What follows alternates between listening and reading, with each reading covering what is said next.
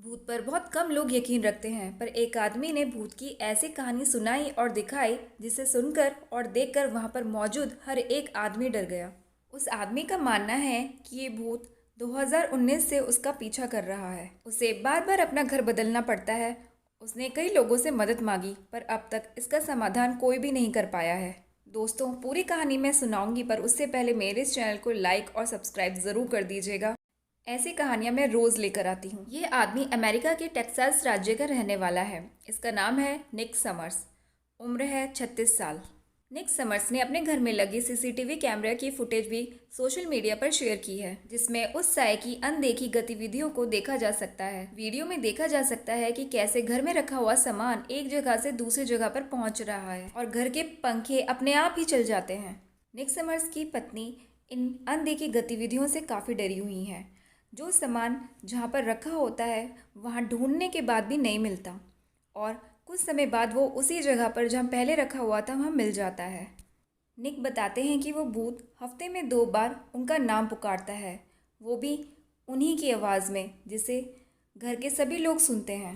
निक बताता है कि उनके बेडरूम का दरवाज़ा अपने आप ही बंद हो जाता है जबकि वो बाहर होते हैं। निक बताते हैं कि वो और उनकी छोटी बेटी हमेशा बेसमेंट के ऊपर वाले रूम में फुटबॉल खेलते हैं। एक दिन जब वो खेल रहे थे, उन्होंने एक चूहे को बेसमेंट में से भागकर बाहर आते हुए देखा, और उसके बाद बेसमेंट में से कुछ ऐसी आवाज़ आ रही थी जो मेरा नाम लेकर मुझे बुला रही थी।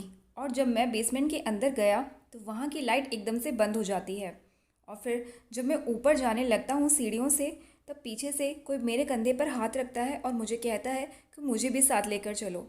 मैं एकदम से ऊपर की तरफ भागता हूँ और रूम में पहुँच जाता हूँ।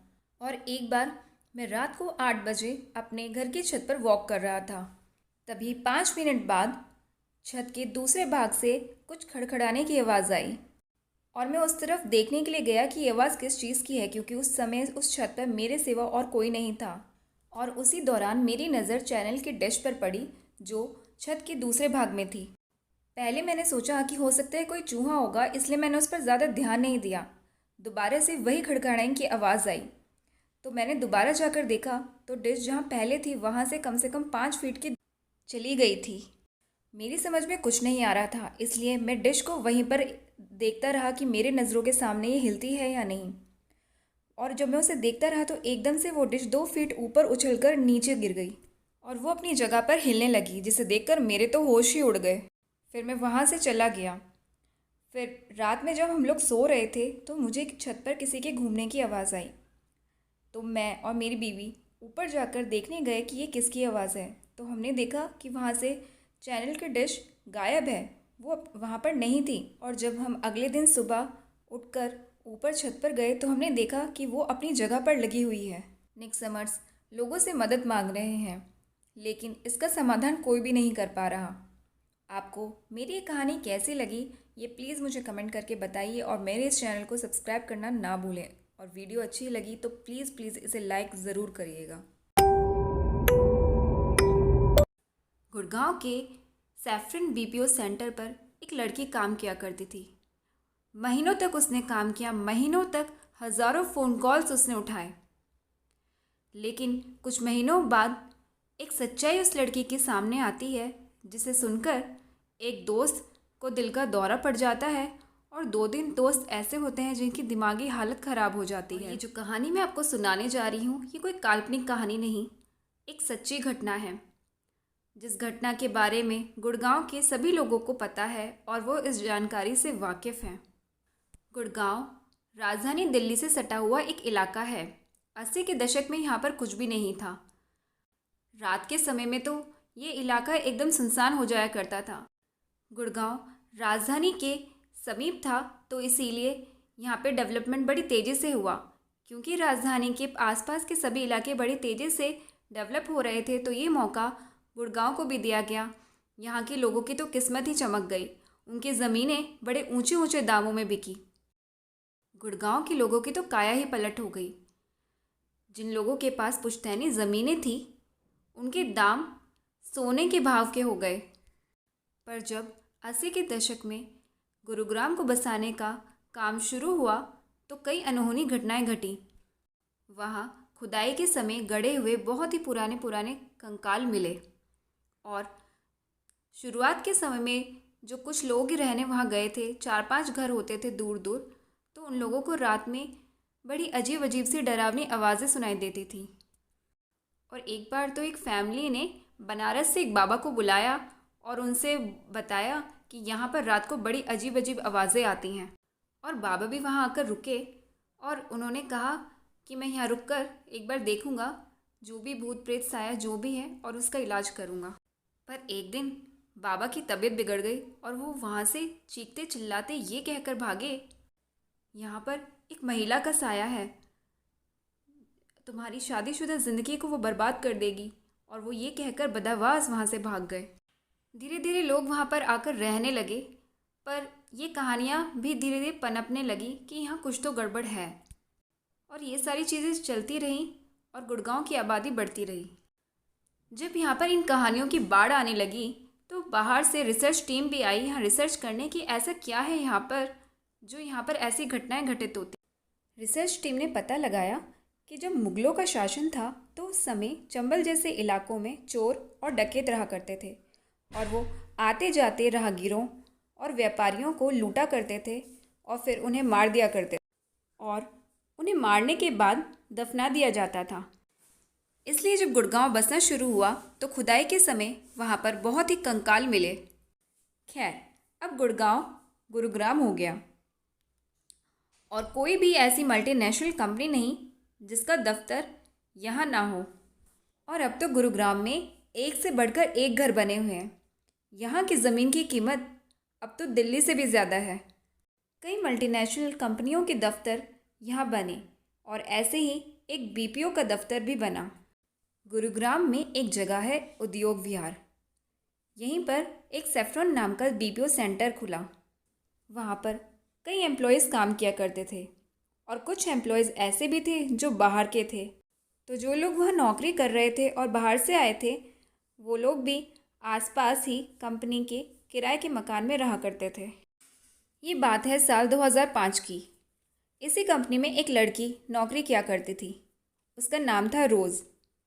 उम्र थी 26-27 साल। वो कई महीनों से इस बीपीओ सेंटर में काम कर रही थी। वो एक ईमानदार, सीरियस और होनहार एम्प्लॉय थी इस कंपनी की। रोज़ अपनी पूरी मेहनत और ईमानदारी से काम किया करती थी। उस बीपीओ में उसका काम था फ़ोन कॉल्स रिसीव करना, सामने जो भी कस्टमर की परेशानी है, जो भी इशू है उसे सुनना और उसके इशू को आगे बढ़ाना। उसकी टीम लीडर भी उसके काम से बेहद खुश थी और उसके काम का ये नतीजा था कि वो कई महीनों तक एम्प्लॉय ऑफ द मंथ बनी। एम्प्लॉय ऑफ द मंथ का मतलब था कि वो अपनी टीम लीडर के साथ साथ एचआर की नज़र में भी आई और उसके दोस्त भी बने। काफ़ी दोस्त भी थे उसके। सब काम ठीक से चल रहा था, सब बढ़िया चल रहा था। 2005 की ये बात है। एक दिन रोज़ कॉल सेंटर में एक फ़ोन कॉल उठाती है। वह ऑफिस में वो डेली ही हज़ारों फ़ोन कॉल्स उठाती थी। उस दिन भी उसने फ़ोन कॉल उठाया और सामने कोई कस्टमर था जो अपना इशू उससे बता रहा था। रोज़ उस कस्टमर के साथ जिसका फ़ोन आया था बात करना शुरू करती है। आमतौर पर ऐसे फ़ोन कॉल्स का ड्यूरेशन ज़्यादा से ज़्यादा 5 मिनट का होता है। आप लोगों ने भी देखा होगा कि कॉल सेंटर पर बस इतनी सी ही बात होती है। पर उस दिन जब रोज़ फ़ोन उठाती है तो इत्तेफाक से ये बातचीत बहुत लंबी खिंचती जाती है, कम से कम 1 घंटा। टीम लीडर भी उसे ध्यान से देख रही थी और उसके आसपास ही थी और देख रही थी वो कब से एक ही कस्टमर से बात किए जा रही है। और टीम लीडर को लगा हो सकता है कि कुछ गंभीर ही मसला है, तो इसलिए उसने भी रोज़ को टोका नहीं। पर 1 घंटे बाद, उस फ़ोन कॉल के बाद, रोज़ का अचानक से रवैया ही बदल जाता है। वो गुस्से में भी होती है, परेशान भी होती है और बिना किसी को बताए वहाँ से बैग उठाकर अपने दफ्तर से निकल जाती है। उसके कोलीग उससे पूछते हैं कि क्या हुआ, पर वो किसी को कुछ नहीं बताती और वहाँ से चली जाती है। और कोई ये समझ ही नहीं पाता कि आखिर उसके साथ हुआ क्या। रोज़ की टीम लीडर जो फ़ोन कॉल के दौरान उसके आसपास घूम रही थी, उसके जाने के बाद उसके बराबर में बैठे उसके कुलीग से पूछती है कि क्या बात हुई, ऐसे क्यों गई है रोज़? तब वो बताता है कि रोज़ बस इतना बोलकर गई है कि मैं घर जा रही हूँ। टीम लीडर को रोज़ की बहुत चिंता हुई क्योंकि वो उनकी होनहार एम्प्लॉय थी। इसलिए वो उस नंबर को चेक करती है जहाँ से रोज़ को कॉल आया था। अमूमन कॉल सेंटर पर 1 घंटे तक कोई बात नहीं करता। जब टीम लीडर उस नंबर को चेक करना शुरू करती है तो उसकी तो हवा ही गुल हो जाती है। जब वो चेक करती है तब उसे पता चलता है कि 1 घंटे तक रोज़ तो बात कर रही थी लेकिन सामने से कोई फ़ोन कॉल नहीं आया था। मतलब इधर से रोज़ फ़ोन पर बात कर रही थी, उधर कौन था ये पता नहीं। बिना फ़ोन कॉल आए रोज़ किससे बात कर रही थी? मतलब रोज़ बिना फ़ोन के कॉल पर बात कर रही थी। ये देखकर उसे बड़ा अजीब लगा कि ये क्या है। टीम लीडर ये देखकर परेशान हो गई, पर फिर उसने सोचा कि कुछ होगा, बात आई गई हो गई। अगली सुबह रोज़ को टाइम पर दफ्तर आना था, पर वो नहीं आई। कुछ समय बीता, वो फिर भी नहीं आई। तब टीम लीडर ने बाकी कोलीग से पूछा कि क्या बात है, रोज़ क्यों नहीं आई? क्योंकि इतने महीनों में ऐसा पहली बार हुआ था। वो टाइम की पंक्चुअल थी, ईमानदारी और मेहनत से अपना काम किया करती थी, इसीलिए वो मंथ ऑफ द एम्प्लॉय भी होती थी और अपनी इसी खासियत की वजह से वो सबकी नज़रों में भी थी। पर रोज़ अगले दिन भी ऑफिस नहीं आई। फिर टीम लीडर ने सोचा कि वो उस दिन परेशान भी थी, हो सकता है इस वजह से नहीं आई हो। रोज़ दूसरे दिन भी नहीं आती, पर टीम लीडर सोचती है चलो कोई बात नहीं, वो बहुत परेशान थी। टीम लीडर रोज़ को फ़ोन भी लगाती है। फ़ोन करती है तो रोज़ का फ़ोन स्विच ऑफ बताता है। 3-4 दिन बीत जाते हैं और जब रोज़ ऑफिस नहीं आती है तो टीम लीडर को चिंता होती है, क्योंकि ना तो रोज़ फ़ोन उठा रही होती है, ना किसी मैसेज का रिप्लाई देती है और ना ही मेल का रिप्लाई देती है। उस कंपनी में जब नाइट शिफ्ट होती थी तो कंपनी की गाड़ी ही एम्प्लॉयज़ को घर छोड़ा करती और कभी कभी रोज़ भी नाइट शिफ्ट किया करती थी और गाड़ी उसे घर तक छोड़ा करती थी। रोज़ के घर का पता किया जाता है तो पता चलता है कि उसके घर का एड्रेस गुड़गांव का ही है। इत्तेफाक से एक ड्राइवर ही था जो हर नाइट शिफ्ट में रोज़ को उसके घर छोड़ा करता था और उसे उसका घर पता था। तो उस ड्राइवर को ही ये काम सौंपा जाता है कि जाकर उसके घर में पूछ के आओ कि वो इतने दिनों से दफ्तर क्यों नहीं आ रही है। ड्राइवर जाता है रोज़ के घर, जहाँ पर वो रोज़ को कई बार छोड़ चुका है। ड्राइवर उस घर के दरवाजे पर दस्तक देता है। वहाँ के मकान मालिक बाहर आते हैं। फिर ड्राइवर उनसे पूछता है कि आपके यहाँ रोज़ नाम की एक लड़की रहती है जो हमारे कंपनी में काम करती है, पर मैं ये पूछने के लिए आया हूँ कि वो इतने दिनों से दफ्तर क्यों नहीं आ रही है। ना तो वो फ़ोन उठा रही है, मैसेज का रिप्लाई कर रही है, ना ही किसी मेल का रिप्लाई कर रही है। पहले तो मकान मालिक ध्यान से ड्राइवर की तरफ देखते हैं और फिर ड्राइवर से पूछते हैं कि क्या नाम बताया आपने। तो उसने बताया रोज़। तब मकान मालिक बताते हैं कि यहाँ पर इस नाम की कोई लड़की नहीं रहती है। ड्राइवर हैरान और वो कहता है कि मैंने कई बार उन्हें इसी दरवाजे के बाहर छोड़ा है और वो इसी घर में किराए पर रहती हैं। पर मकान मालिक उसकी बात पे भरोसा नहीं करते। वो कहते हैं कि हो सकता है कि आप उन्हें यहाँ छोड़ते हो और वो यहाँ आसपास किसी और इलाके में रह रही हो, आपको सही पता ना बताया हो। ड्राइवर ये बात जाकर ऑफिस में बताता है। फिर ये तनाव और बढ़ जाता है कि आखिर क्यों रोज़ ने यहाँ पर गलत एड्रेस लिखाया। पर फिर सब ये सोचते हैं कि हो सकता है कि अपनी किसी प्राइवेसी की वजह से उसने यहाँ पे गलत एड्रेस दिया हो और ये भी हो सकता है कि मकान मालिक सही बोल रहा हो, वो वहाँ उतरती तो हो पर कहीं आसपास किसी और इलाके में रह रही हो। पर जब और भी दिन बीत जाते हैं और रोज़ का कुछ पता नहीं चलता और ना ही वो फ़ोन कॉल का रिप्लाई करती है, मैसेज का रिप्लाई करती है और ना ही मेल का, टीम लीडर को रोज़ की और भी चिंता होने लगती है, क्योंकि जिस तरीके से वो यहाँ से गई थी परेशान होकर और एक फ़ोन पर उसने 1 घंटे तक बात की जिसमें सामने कोई था ही नहीं, तो टीम लीडर और एचआर दोनों को उसकी चिंता होने लगती है कि आखिर रोज़ के साथ क्या हुआ है। फिर टीम लीडर ने सोचा कि अब रोज़ के असली एड्रेस का पता करना होगा। काफ़ी दिन लगे और आखिरकार रोज़ का असली एड्रेस मिल गया, जहाँ पर उसके माँ बाप रहते थे। जब उसके घर का पता चला तो कंपनी से एक एम्प्लॉय को उसके घर भेजा गया। उसके घर का एड्रेस गुरुग्राम से बाहर का था, जहाँ पर उसके माता पिता रहते थे। जब कंपनी अपने एक एम्प्लॉय को रोज़ के घर भेजती है ये पता करने कि रोज़ इतने दिनों से दफ्तर क्यों नहीं आ रही है, वो एम्प्लॉय रोज़ के घर जाता है और वहाँ पर उसे रोज़ के माता पिता मिलते हैं, जिनसे वो बताता है कि मैं सैफरन बीपीओ सेंटर में काम करता हूँ और रोज़ कई दिनों से दफ्तर नहीं आ रही है। कंपनी को बिना बताए वो छुट्टी पर है, ना मैसेज का रिप्लाई कर रही है, ना फ़ोन उठा रही है और ना ही किसी मेल का रिप्लाई कर रही है। और गुड़गांव में भी जिस घर का उसने पता दिया वहाँ के मकान मालिक भी बोल रहे हैं कि यहाँ पर रोज़ नहीं रहती है। माँ बाप ने पूछा कि कब से नहीं आ रही है। उसने बताया कि 15 दिन हो चुके हैं। फिर माँ बाप ने पूछा कि कितना समय हो गया है उसे उस कंपनी में काम करते हुए। तब वो एम्प्लॉय बताता है कि साल भर हो चुका है। जब उसके माता पिता ने जवाब दिया तो उस एम्प्लॉय के पैरों तले ज़मीन ही खिसक गई।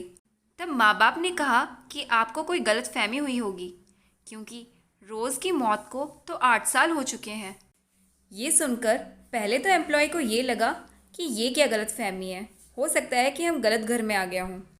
फिर वो कहता है कि नहीं, मैंने उसे अपनी आंखों से देखा है, वो वहाँ जॉब करती थी और फिर उसके आई कार्ड भी था, फ़ोटो भी थी। तब वो रोज़ की तस्वीर उसके माँ बाप को दिखाता है, क्या यही है रोज़? उसके माँ बाप कहते हैं कि हाँ, ये उसी की तस्वीर है।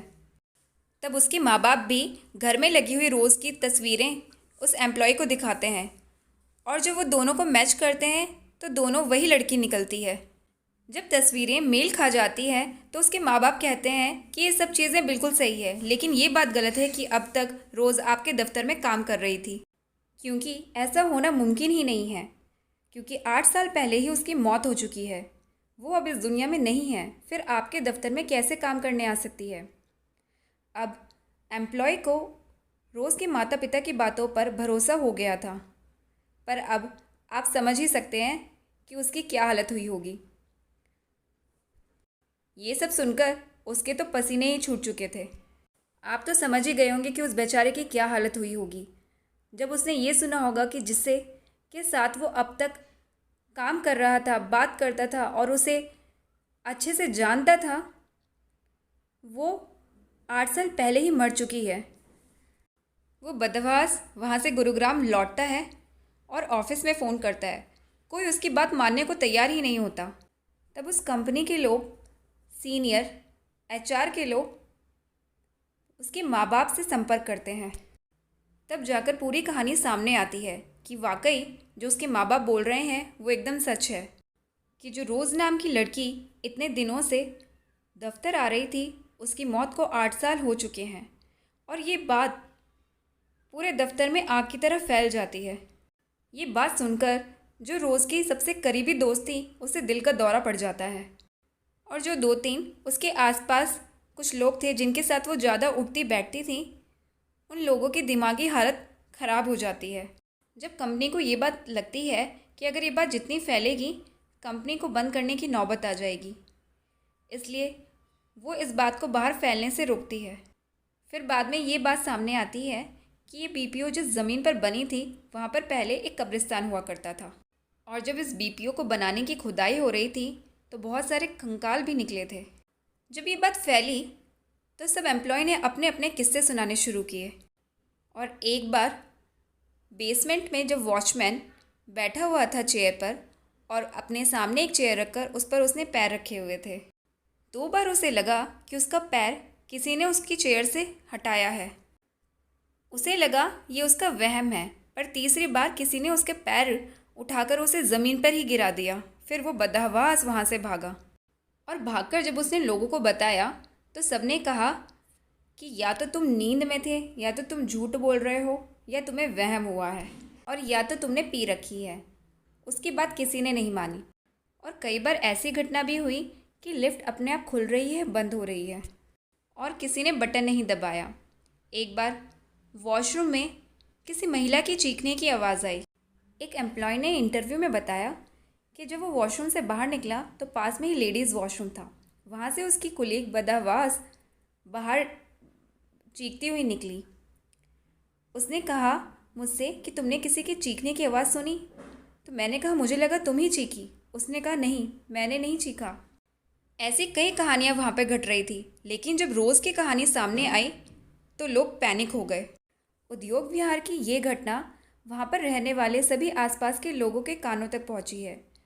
पुलिस वालों के भी कानों में पहुँची, लेकिन उनका कहना था कि हम किस चीज़ की रिपोर्ट लिखें, किस चीज़ का मुकदमा करें, और ये कभी इस चीज़ की रिपोर्ट दर्ज नहीं हो पाई। इस तरह की और भी घटनाएं और भी कहानी अगर आप सुनना चाहते हैं तो प्लीज़ प्लीज़ मेरे इस चैनल को लाइक करें, सब्सक्राइब करें, नीचे दिए गए रेड आइकन को क्लिक करें।